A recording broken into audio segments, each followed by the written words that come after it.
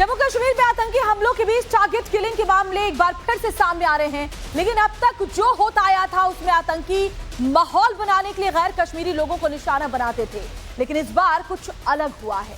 आतंकियों ने लोकल और नॉन लोकल दोनों को एक साथ निशाना बनाया है।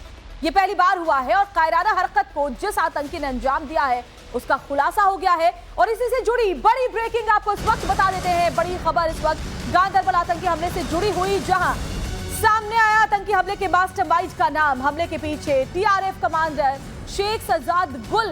सूत्रों के हवाले से ये बड़ी खबर सामने आ रही है। हमले के लिए लोकल मॉड्यूल को जिम्मेदारी दी गई थी। शेख सज्जाद गुल के द रेजिस्टेंस फ्रंट ने बीते कुछ वक्त में घाटी में कई आतंकी वारदात को अंजाम दिया है। इस गुट ने पिछले 1.5 साल में कश्मीरी पंडितों, सिखों और गैर कश्मीरियों को खासतौर पर टारगेट किया है। सूत्रों के मुताबिक इस बार शेख सज्जाद गुल ने पहली बार कश्मीरी और नॉन कश्मीरी दोनों को एक साथ टारगेट किलिंग करवाया है और इसके लिए जो लोकल मॉड्यूल था उसे जिम्मेदारी सौंपी गई थी। हमले की जिम्मेदारी भी ले ली गई है। तो गांदरबल आतंकी हमले से जुड़ी बहुत बड़ी खबर आपको बता रहे हैं, जहां शेख सज्जाद गुल टीआरएफ चीफ वही इसका मास्टरमाइंड है।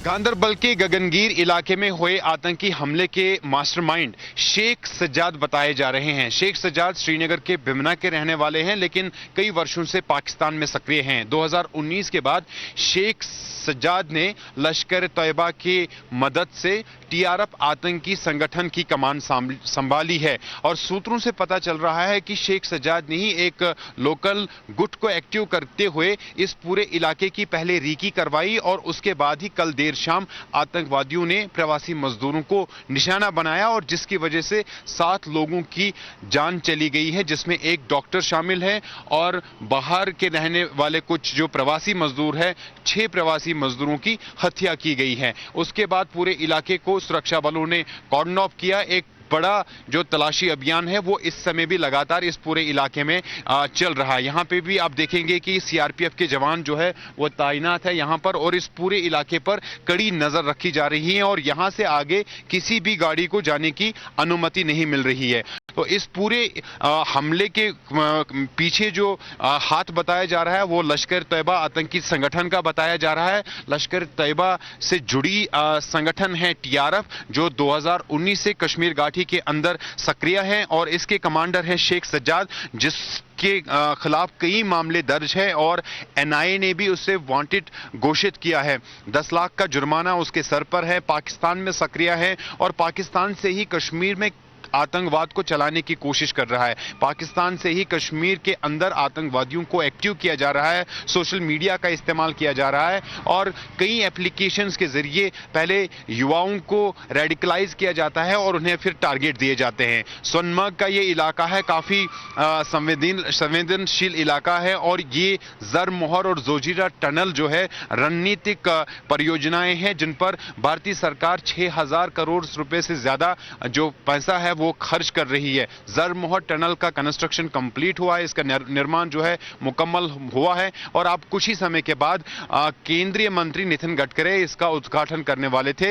इस टनल की वजह से लद्दाख और श्रीनगर में जो है दूरी है वो कम होगी और साथ ही साथ हर मौसम में जो कनेक्टिविटी है वो ये दोनों टनल प्रोजेक्ट जो है जम्मू कश्मीर के लोगों को, लद्दाख के लोगों को जो है फराहम करेगी। उसके साथ साथ खासतौर पर हमारे सुरक्षा बलों को आसानी होगी श्रीनगर से लद्दाख और लद्दाख से श्रीनगर आने जाने में।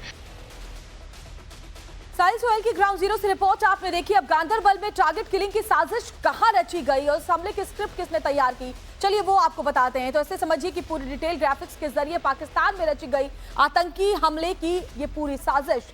टीआरएफ चीफ शेख सज्जाद गुल इस हमले का मास्टरमाइंड बताया जा रहा है। ग्राफिक्स के जरिए एक डिटेल हम आपको बताएंगे। द रेजिस्टेंस फ्रंट के लोकल मॉड्यूल को एक्टिव किया गया था इस आतंकी हमले को अंजाम देने के लिए। बताया यह भी जा रहा है कि 2 से 3 आतंकियों को हमले की जिम्मेदारी दी गई है। आतंकियों ने हमले के लिए कई जगहों के चक्कर लगाए, यानी कि बाकायदा आतंकियों ने पहले रेकी की, उसके बाद इस बड़ी आतंकी हमले को अंजाम दिया। गांदरबल जिले के सोनमर्ग में हमला करने का उसके बाद फैसला लिया गया और आखिर में गांदरबल में जो टनल प्रोजेक्ट साइट है, क्योंकि पता था कि वहां पर कश्मीर लोकल और नॉन लोकल दोनों मिलेंगे, इसलिए उस जगह पर कुछ चुना गया, इस साइट को चुना गया। तकरीबन 1 महीने तक रेकी भी इस पूरे एरिया की गई है कि कैसे इस हमले को अंजाम देना है। और बताया भी जा रहा है कि कल रात अचानक से मजदूरों के कैंप को घेर कर हमला किया आतंकियों ने, इन दहशतगर्दों ने, इन कायरों ने। मेस में पहुंचकर आतंकियों ने दनादन फायरिंग शुरू कर दी, निहत्थे निर्दोषों पर फायरिंग शुरू कर दी दनादन, और किसी को संभलने तक का मौका नहीं मिला। आतंकी हमले में एक डॉक्टर समेत 7 लोगों की बताया जा रहा है कि मौत हो गई है, जिसमें लोकल भी हैं और नॉन लोकल भी शामिल हैं। कश्मीरी और गैर कश्मीरी लोगों को एक साथ पहली बार ऐसे निशाना बनाया गया, अगर हाल के दिनों की बात करें, क्योंकि इससे पहले हमने देखा कि टारगेट किलिंग गैर कश्मीरियों के लिए की जा रही थी। और एक और बड़ी खबर आपको बताते हैं, इसी टेरर अटैक से जुड़ी हुई एक ब्रेकिंग न्यूज, जहां टेरर अटैक मामले में एनआईए की एंट्री हो गई है। आतंकी हमले की जांच अब एनआईए की टीम करेगी। जांच के लिए गांदरबल पहुंच चुकी है स्पेशल टीम। एक सीनियर ऑफिसर के नेतृत्व में राष्ट्रीय जांच एजेंसी की एक स्पेशल टीम जम्मू कश्मीर के गांदरबल पहुंच चुकी है। ये टीम गगनगीर में, जहां आतंकियों ने कायराना करतूत को अंजाम दिया, एक डॉक्टर समेत 7 लोगों की हत्या की, वहां टनल कंस्ट्रक्शन की साइट और मजदूरों के कैंप में पहुंचकर छानबीन करेगी, सबूत जुटाए जाएंगे और साथ ही पूछताछ की जाएगी।